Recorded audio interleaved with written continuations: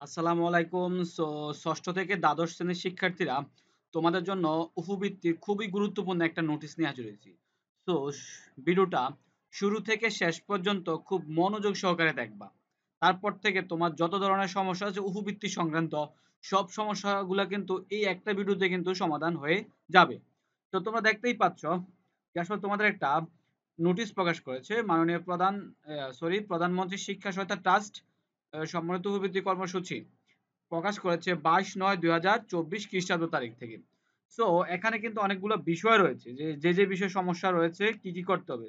যেমনটা হচ্ছে HSP MSI mobile banking account হিসেবে এন্ট্রি করা হলেও অ্যাকাউন্ট খোলা না থাকা, আবার হচ্ছে অ্যাকাউন্ট নম্বর সচল না থাকা, আবার অ্যাকাউন্ট নম্বরে কি বলছে অ্যাকাউন্ট নম্বরে ভুল সংখ্যা এন্ট্রি করা, ব্যবসায়িক এজেন্ট অথবা মার্চেন্ট অ্যাকাউন্ট নাম্বার ব্যবহার করা, প্রতারণামূলক কার্যকলাপে জড়িত থাকা অ্যাকাউন্ট নম্বর ব্যবহৃত অথচ বন্ধ অচল থাকা অ্যাকাউন্ট নম্বর ব্যবহার, এনআইডি কেওয়াইসি পেপার সঠিক না থাকা, গ্রাহকের পিন সেট না করা, এজেন্ট ব্যাংকিং এর অ্যাকাউন্ট নম্বর এন্ট্রি করার ক্ষেত্রে শাখা হিসাবে সংশ্লিষ্ট ব্যাংকের এজেন্ট ব্যাংকিং শাখা না করা ইত্যাদি। মানে এই কারণগুলোতে কিন্তু তোমার উপবৃত্তি না পাওয়ার কারণ।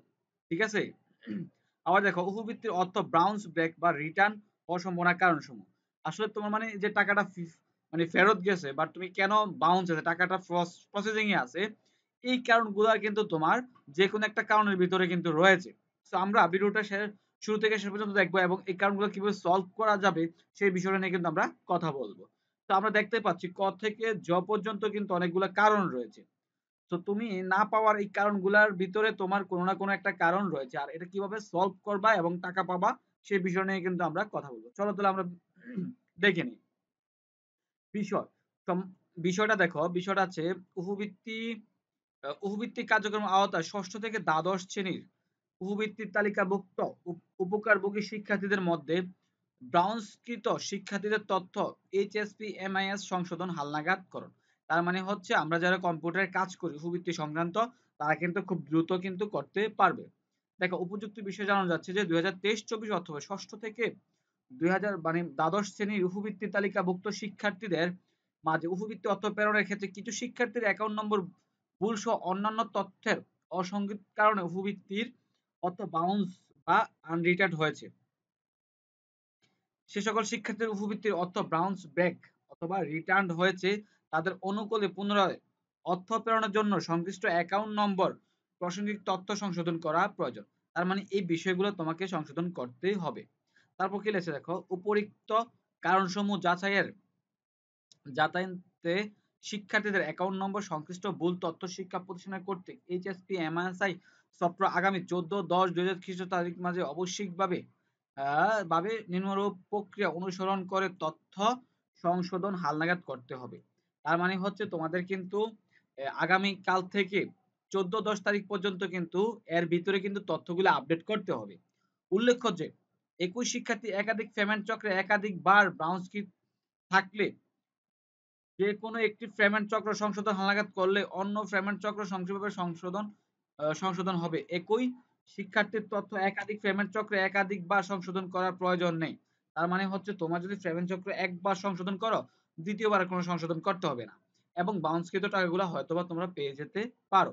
4 নাম্বার কি লেখছে দেখো, বাউন্স ব্যাক হওয়ার অ্যাকাউন্ট তথ্য সংশোধনের পদ্ধতি। প্রথম হচ্ছে এইচএসপি এমএসআই সফটওয়্যার প্রবেশ করে মেনু বার অনুসরণ করে প্লে রুল অপশনে ক্লিক করুন। তারপর হচ্ছে প্লে রুল অপশন থেকে পেমেন্ট তথ্য সংশোধন অপশনে ক্লিক করুন। তারপর হচ্ছে অ্যাকাউন্ট ধরন অপশনে ক্লিক করে বাউন্স ব্যাক হয়েছে অপশন সিলেক্ট করে খুঁজুন বাটনে ক্লিক করুন। সংশোধন কলামে কলাম আইকন এডিট অপশন বাটনে ক্লিক করুন। তারপর হচ্ছে বর্তমান পেমেন্ট তথ্য পেমেন্টের ধরন হিসাব নম্বর পরিবর্তন করে সঠিক তথ্য প্রদান করুন। এরপর হচ্ছে এইচএসপি এমএসআই সফটওয়্যারে এন্ট্রিকৃত শিক্ষার্থীদের অভিভাবকের তথ্য পরিবর্তন করা যাবে না।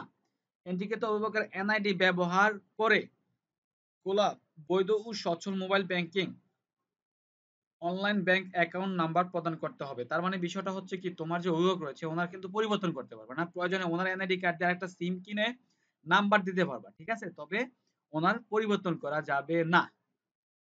তথ্য পরিবর্তনের কারণে অপশন ব্রাউন্স ব্যাংক তথ্য সংশোধন নির্বাচন করতে হবে, ব্রাউন্স ব্রেক সংশোধন অপশনে হ্যাঁ নির্বাচন করতে হবে, সর্বশেষ সংশোধন করুন অপশনে ক্লিক করতে হবে।